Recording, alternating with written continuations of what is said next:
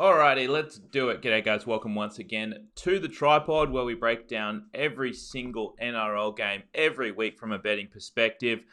This week, obviously, we just witnessed round 18 in the NRL. I guess before we start, make sure you've downloaded the Tripod app. You guys should know this by now. Just search Tripod in the App Store or Google Play. That's where we post all our tips for free, and that's where you'll find them the second that they're released, along with a bunch of our multis, etc. And make sure you're in our group, Tripod Punters Tips Forum on Facebook. That's where all the banter goes down. I said last week I said on Wednesday before the round 18 preview that obviously we were on a 5 weekend winning streak in the NRL. We'd won 5 weekends in a row. We'd won on every single origin. But, the weekends that we'd been winning on the NRL hadn't been,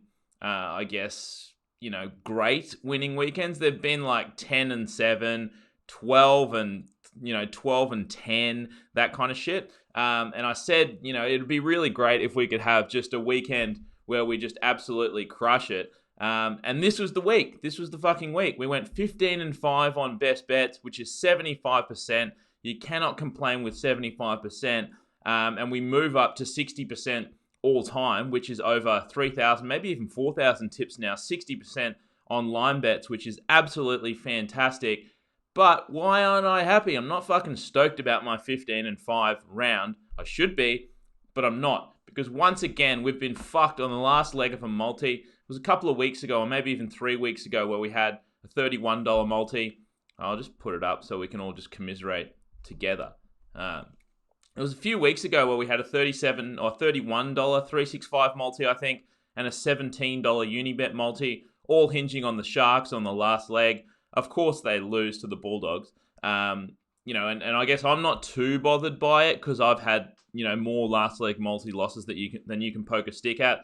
But this one certainly hurts. Going down to the last second last game of the round here on Sunday. Obviously, you can see there in the graphic we won all the legs up until the Storm Titans game, and it's just one of those games where it's like, I really thought that, with the Storm decimated, that they wouldn't be able to put on too many points. I still thought the Storm would win, which they did. And I thought that the Titans didn't have enough firepower and the Storm defense would hold up. But of course, we have the highest scoring first half of the NRL season. And that one comes burning to the ground, which is unfortunate because I feel like I really did like that multi. Obviously, a lot of people said at halftime, why would you put unders in there? And, obviously, wow, you are correct. I did want to ask you guys something. I guess I find this not only in our group, I guess, especially, but you find this on social media quite a lot these days. You get a lot of keyboard warriors, and especially in tipping groups, piping up after the fact. And I wanted to get your opinion on this. I guess it doesn't bother me too much. I've been doing this, for 4 years. We've been doing the pod for over 4 years now. So we've had these comments flowing in for ages. So it doesn't really bother me an awful lot. But I do think that it detracts from the group. I do think that it brings, the energy down. It brings negativity into the group. So if you guys wanted to comment and just maybe let me know if I should just boot these guys immediately. I mean, I know that's a bit extreme. And I know some people might just be, pissed off that the multi lost or whatever. But it's those guys that like pipe up at halftime. This was never going to go under, that kind of stuff. It doesn't bother me too much. It's water off a duck's back for me. But I do think that it detracts from the quality of the group. And it does, I guess, we want to encourage people to post up tips rather than discourage them. I really do think so. And I think that, negative comments like that do discourage people from throwing up tips in the group. So, I mean, one option is to just fucking, boot these guys immediately. And the other option is to just let it slide and deal with it. So let me know what you guys think, but let's get kicked off into the round. First off, Thursday night, we had the Broncos beating the Bulldogs 28-6. We had 4 best bets on the game. We went 4-0. Very good performance by the Broncos. I'll say it again that this Broncos team are not going to be premiership contenders this year. I still think that they're a fringe top 8 side at best. They're not going to be contending for a premiership, but like I said last week, there are some positive signs to take out of there. They still do have, a very strong forward pack. I do think that they really need to sort out the halves there and the fullback position, etc. I think that that's going to take, a few years, maybe get a few good recruits in there and stuff like that. But this was more about the Bulldogs here, and my play on the Broncos was more about the Bulldogs. when you do get, and you can remember this for all sorts of punting, when you get a bad team that's put, that is not in contention for the 8, which the Bulldogs aren't, and then they put in a couple of good performances in a row, like the Bulldogs did. They had a close loss, and then they won last week against the Knights, and then they had to go away again as big underdogs. It's really, really tough for these teams that have nothing to play for but pride to put in multiple good performances in a row, especially away from home. And that's what we had here. The Bulldogs just weren't good enough. The Broncos keep rolling, but yeah, don't look too much into this. The Bulldogs are still shit, and the Broncos are still an average team. So even though they won by 22 points here, I still don't believe that this Broncos side is going to be contending this year. Next up, we had the Warriors beating the Sharks 19-18. We had 5 bets on the game. We were on the Warriors. We go 3-2, which is a little disappointing when you're on the right side and you only win 3 out of 5 bets. But to be honest with you, we got a little bit lucky. Well, I guess you could say lucky. We had under 36.5. The game lands on 37, which is unlucky. And we had, Warriors +2. They were down too late. And then Fafita gives away one of the dumbest penalties I've ever seen. But that's what David Fafita does, is give away dumb penalties.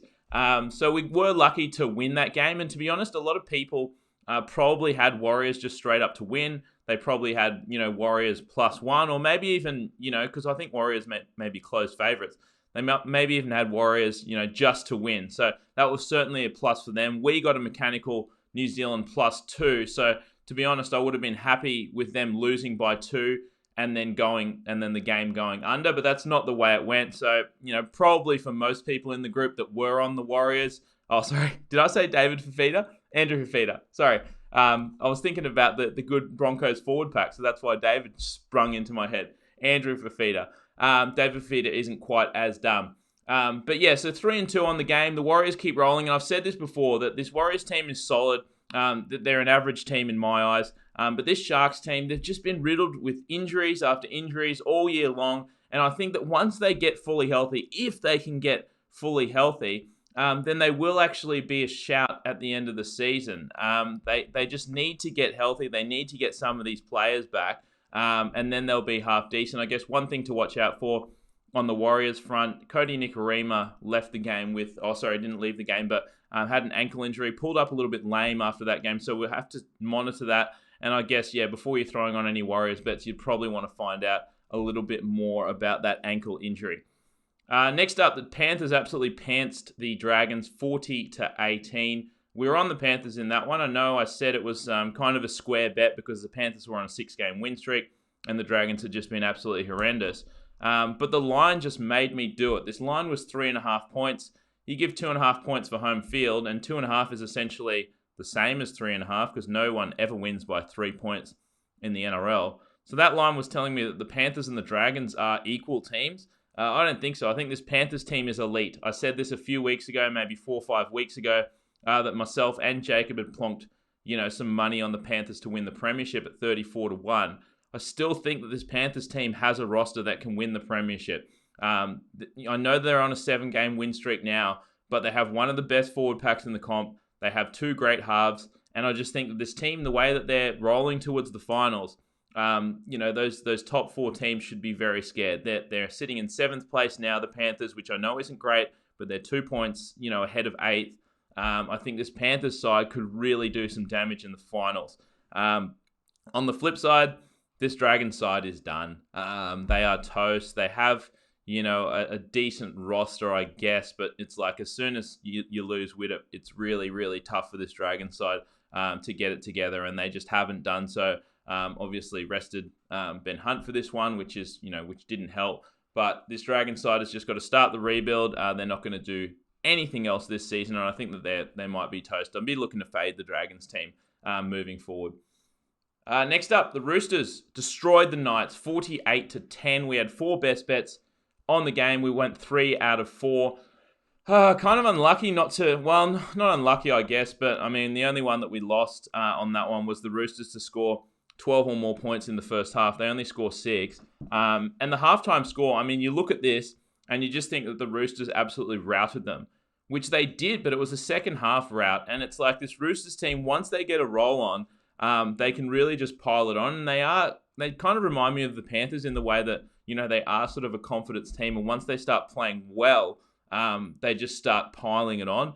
And if things aren't going their way, they kind of go to shit. And, that was the case for the first sort of 50 minutes of this game. It was 6-4 at halftime. The game was 12-10 at a point.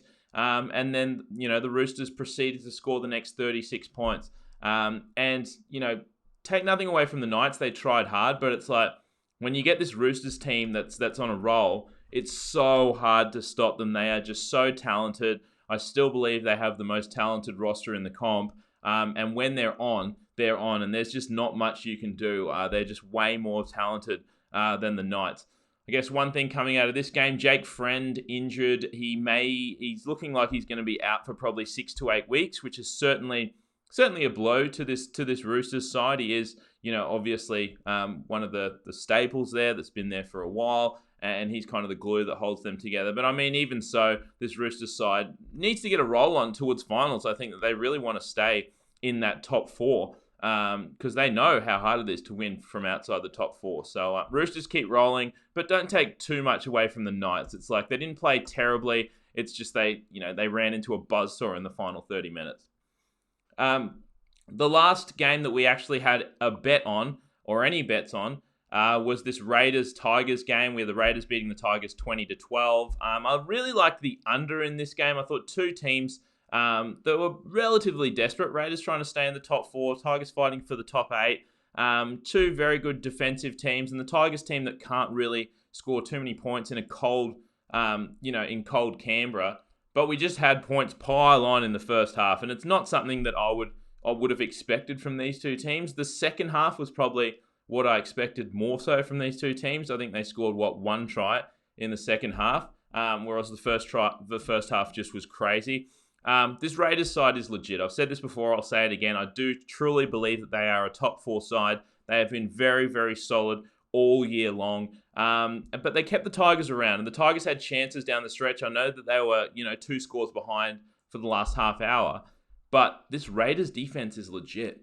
The Tigers were attacking their line for like the last 30 minutes of the game, and the Raiders did not let in a try, except for the one that they let in, just after halftime. But the Tigers, they had all the field position in the last, quarter of the game. They were obviously trying to score because they're down 8. And this Raiders side is just standing tough. They are legit. I know that, people kind of remember this Raiders side as just being, terrible, but something's changed there. Their defense has stepped up, and they're not the team that's just like either scoring 40 points or scoring 0 points that we had in the last couple of years. This side is completely legit. Take nothing away from the Tigers, though. Very solid effort. It's just one of those teams that's like an average team. So pretty much what you see is what you get with the Tigers. And that's why I probably should have pulled the trigger. I said that if the line got to 8.5, that I would probably pull the trigger on the Tigers. But unfortunately then, Corey Thompson gets ruled out on the day of, I believe. And that's why the line sort of trickled up a bit higher. But in saying that, that's when you want to take this Tigers team, when they're a big underdog and you're catching a bunch of points, because you just know that they're going to put in, and generally they're not going to get absolutely blown out. So, certainly will look to bet on both of these teams down the stretch, and especially bet on the Tigers when they are big underdogs again. Then next up, we had the Rabbits beating the Cowboys 30 points to... No, is that right? It's 30-18, I believe. Was that right? It's 30-18, I'm pretty sure. Anyway, but it was... the score was certainly not indicative of how this game went. I thought this was a true coin toss game, and the Cowboys, are up 6 with 9 minutes left, and then the Rabbits, proceed to score 3 tries in 9 minutes, I guess. So yeah, pretty disappointing for the Cowboys, but I know a lot of people liked the Cowboys after they beat the Roosters last week. I watched that game, and I really just did not. I still don't think this Cowboys side is legit. I think they are a below average team. I think the Rabbits are probably an average team as they're currently constructed, with like Alex Johnson out, Sam Burgess out. Once they get everyone back, this Rabbit side is, a top 6 team easily, talent-wise. But when they're not completely healthy, and you saw it with the line. I mean, this line closed, Rabbits -2, and it opened Rabbits -3.5. So money was coming in for the Cowboys, which you wouldn't usually expect in a game like this. But once this Rabbit side is fully healthy, I'm going to look to bet on them. But I stayed away from the game just because they're not fully healthy, and the Cowboys, just struggle to put on points. But another good win for the Rabbits, and the Cowboys season is looking closer and closer to being over. Next up, we had the Storm beating the Titans by 20 points, 38-18. We had no best bets on this one. I will admit, I liked the Storm, and I will admit, I liked the under. Like I mentioned at the start of the pod, I just really thought that, even though with all the upheaval in the Titans, new coach, generally you get a new coach boost when you change coaches. But I just think that this Titans team, they really do think their season is done. They have no hope whatsoever of making the 8. So the only motivation that you're hoping for is that they're going to turn up to play the best team in the comp. And they did. They scored the first 12 points of the game. And, I know a lot of people gave me shit for taking the under, but I will say something, and especially for you guys that do live betting, it's so hard to win an under when the big underdog gets out to an early lead. That's when the better team is chasing points. They're going to speed it up, and you're very, very likely to go over if the underdog gets an early lead. It's the exact opposite generally. Let's say the Storm jumped out to like a 12-0 lead. It's much more likely at that point that the game goes under. They've got the lead. They control possession. They control the clock, and they just grind the Titans down. But when the favorite gets in an early hole, then they're chasing points. Everything speeds up. And obviously the favorite is more likely to score a try or score tries if they're actually trying to. So kind of got into a bad spot there with the Titans scoring the first couple of tries. But once again, it's one of those things where, like, if you are the Titans, when you're a shit team and you are only playing for pride, it's so easy to fold, once the Storm sort of takes a hold of the game. And that's kind of what we saw happen. The Titans started off strong, scored the first 2 tries. Once they met some resistance, then they pretty much just folded. So Storm get another win. They're going to be the number 1 seed come finals time. And the Titans are going to win the wooden spoon. I know someone mentioned a couple of weeks ago commenting that, they were going to throw some money on the Titans to get the wooden spoon. I really do think that they probably will at this point. They are just talent devoid, and I really think that they may have given up on the season. All right. And last game that we just watched was, I forgot to update this, but it's Manly beating the Eels 36 points to 24. Manly are legit. I said in the pod this line was 6.5. It closed 6, I think. So a little bit of money came from the Eels. The Eels are one of those teams similar to the Tigers, where you pretty much know what you're going to get. They are a little bit more talented than this Tigers side, but the Eels are going to put in every single week. But Manly, I'm telling you, they are slightly underrated. I understand that they're 5th on the table. But this Manly side, there you go, it closed 5.5. So money actually came for the Eels, which I couldn't understand. I said that at 6.5, the line was probably right. But I said, Manly has a pretty strong home field advantage at Brookvale. It's actually historically, betting-wise, the strongest home field advantage in the entire NRL. Brookvale is. But Manly is underrated at the moment. I think that, everyone that looks into stats and all that kind of stuff, betting-wise, I think their statistics are suppressed because they have had so many injuries. Obviously, you missed the Trebojevic brothers and Cherry Evans through Origin period. And I really do think this Manly side, fully healthy, is a top 5 side in the NRL. They showed this today. I think the score probably wasn't indicative. I know they won by 12 points. I thought that Manly was much better. And, it's just when you get a team, that's much more talented like Manly, and they are on and they play well, it's really, really tough for teams like, the Eels, the Tigers, those sorts of teams that, fight hard but are pretty less talented to actually keep up. So another good win for Manly, and that is a team to watch down the stretch. I really think that now that they're fully healthy and they're going to have no more Origin interruptions, and if they can, keep their stars healthy, that's going to be a team that can cause some trouble in the finals. That's it. Thank you once again for watching. That was the round 18 recap. We are on a roll at the moment. 6 weekends in a row we've won.